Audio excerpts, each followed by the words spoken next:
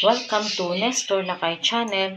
Ang lulutuin po natin ngayong araw na to, magluluto lamang po tayo ng inihaw na talong.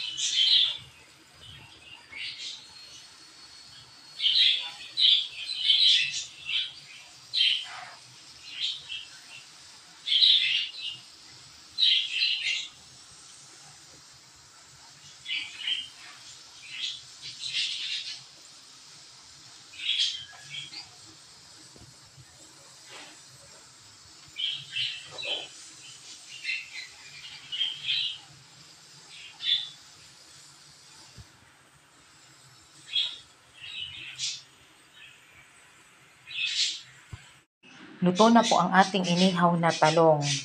At nagawa po tayo ng sausawan po nito. Perfect po itong bagoong na isda. Nilagyan po natin ng dahon ng sibuyas, kamatis, at kalamansi at bagoong na isda.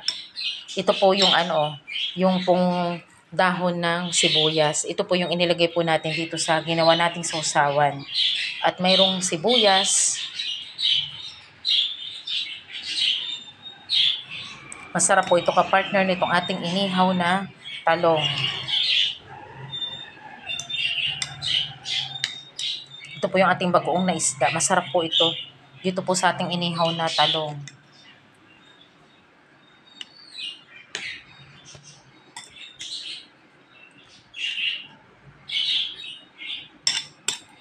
Ito po yung dahon ng sibuyas. Ang sarap po nito. Tapos merong sibuyas, kalamansi, kamatis, at mayroong konting sili. Napakasarap po nito sa ating inihaw na talong. Maraming salamat po sa panonood nyo po ng aming channel, Nestor Lakay Channel. Sana nagustuhan nyo po ang aming video. Maraming salamat po sa inyo pong suporta. Thank you so much po and God bless po sa ating lahat. Kain po tayo, inihaw na talong. Perfect combination ng ating ginawang sausawan na bagoong na isda na may dahon ng sibuyas, kamatis at may kalamansi. Ulam natin ngayong araw na to. Kain po tayo.